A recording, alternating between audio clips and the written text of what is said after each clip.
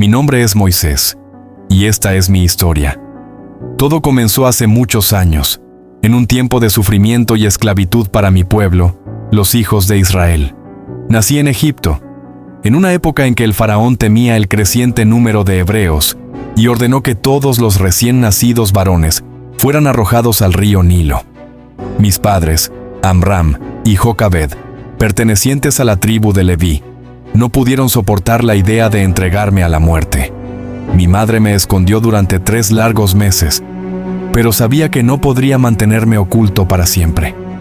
Entonces, con una mezcla de fe y desesperación, me colocó en una cesta de papiro que cubrió con brea para que flotara. Me dejó en el río, confiando en que Dios me protegería. Mi hermana Miriam me siguió de cerca mientras la corriente me arrastraba. Fue entonces cuando la hija del faraón, mientras se bañaba en el río, me encontró. Me recogió de las aguas y decidió adoptarme como su hijo, dándome el nombre de Moisés, que significa sacado de las aguas. Irónicamente, el mismo Nilo que debía haber sido mi tumba, se convirtió en el lugar de mi salvación. Crecí en el lujo del palacio, rodeado de las comodidades y privilegios que solo la realeza egipcia podía ofrecer. Me eduqué en las mejores escuelas y aprendí las artes de la guerra, las ciencias y la cultura de Egipto. Pero a pesar de todo lo que tenía, en mi corazón sabía que no era egipcio. Sabía que no pertenecía a ese mundo. Mi madre biológica fue llamada para amamantarme y cuidarme, y gracias a ella, aprendí sobre el Dios de Abraham, de Isaac y de Jacob. Sabía que mi verdadero pueblo eran los esclavos hebreos que trabajaban bajo el látigo de los egipcios. Recuerdo que, ya siendo un hombre joven, comencé a ver las injusticias que sufría mi pueblo. Un día, mientras caminaba por los campos, vi cómo un capataz egipcio golpeaba sin piedad a un hebreo.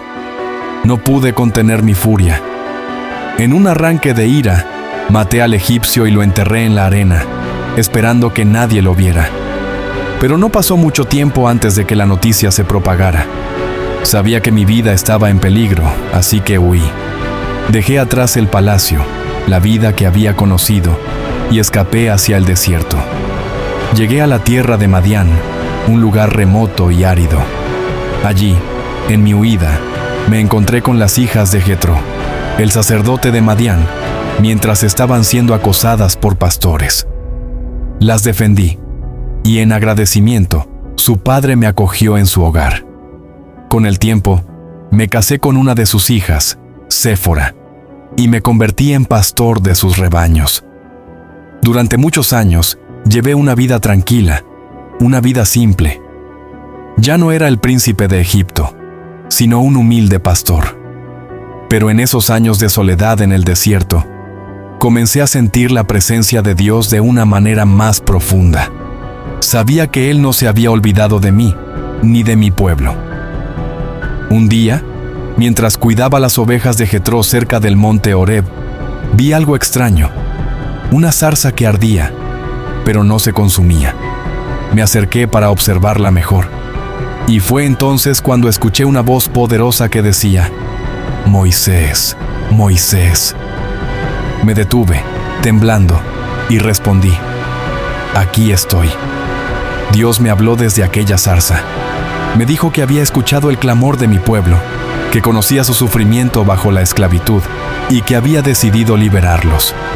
Me encomendó la tarea de volver a Egipto y llevar a los hijos de Israel a la libertad. Me resistí. Le dije que no era el hombre adecuado para esta misión, que no era elocuente, que no podría enfrentar al faraón. Pero Dios, en su paciencia, me dio señales. Me mostró cómo mi vara podía convertirse en serpiente, cómo mi mano podía volverse leprosa y luego ser sanada. Me aseguró que no estaría solo, que mi hermano Aarón sería mi portavoz. Finalmente, no pude negarme. ¿Cómo podría rechazar la llamada de Dios? Regresé a Egipto, lleno de temor, pero también de fe. Junto a Aarón, fuimos a ver al faraón y le transmitimos el mensaje de Dios. Deja ir a mi pueblo para que me sirva. Pero el faraón, orgulloso y testarudo, se negó. Así comenzaron las plagas. Dios golpeó a Egipto con su poder. El agua del Nilo se convirtió en sangre, las ranas infestaron la tierra, los mosquitos y moscas cubrieron a los egipcios. Luego vino la peste sobre el ganado, las úlceras sobre el pueblo, y una terrible tormenta de granizo. Pero Faraón seguía endureciendo su corazón. Más plagas cayeron sobre Egipto, langostas devoraron los cultivos, y una oscuridad densa cubrió la tierra por 3 días. Pero el Faraón no cedía. Fue entonces cuando Dios envió la última y más terrible plaga, la muerte de los primogénitos. Aquella noche, los hijos de Israel pintaron con sangre de cordero los marcos de sus puertas, y el ángel de la muerte pasó sobre ellos. Pero en cada hogar egipcio, la muerte tocó a los primogénitos, incluyendo el del Faraón. Finalmente, con el corazón destrozado, el Faraón permitió que nos fuéramos. Salimos apresuradamente, sin tiempo para que el pan fermentara. Y así comenzó el éxodo, la huida hacia la libertad. Pero nuestra libertad no fue fácil. No habíamos avanzado mucho cuando el Faraón cambió de opinión y envió su ejército tras nosotros. Nos encontrábamos atrapados entre el Mar Rojo y el ejército egipcio, y el pueblo comenzó a murmurar, temiendo que todo estaba perdido. Clamé a Dios, y Él me ordenó que levantara mi vara sobre el mar. Al hacerlo, las aguas se dividieron, y un camino seco apareció en medio del mar.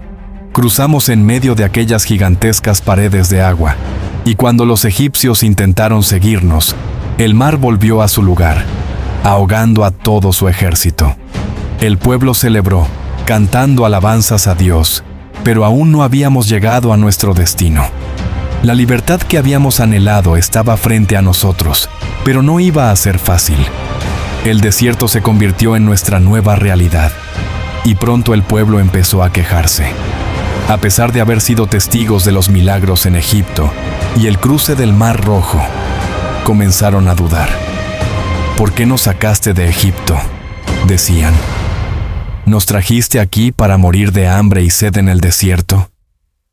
Yo también sentía el peso de la responsabilidad.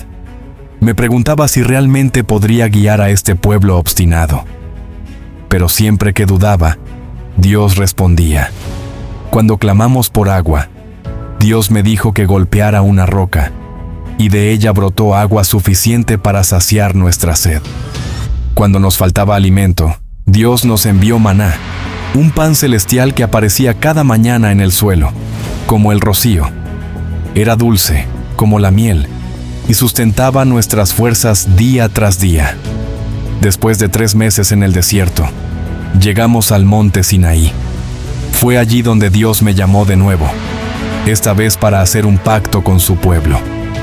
Subí a la montaña, rodeado de truenos, relámpagos y una densa nube. Dios me habló y me entregó los 10 mandamientos, leyes escritas por su propio dedo en tablas de piedra. Estas serían las normas que guiarían a Israel en su vida espiritual, moral y comunitaria.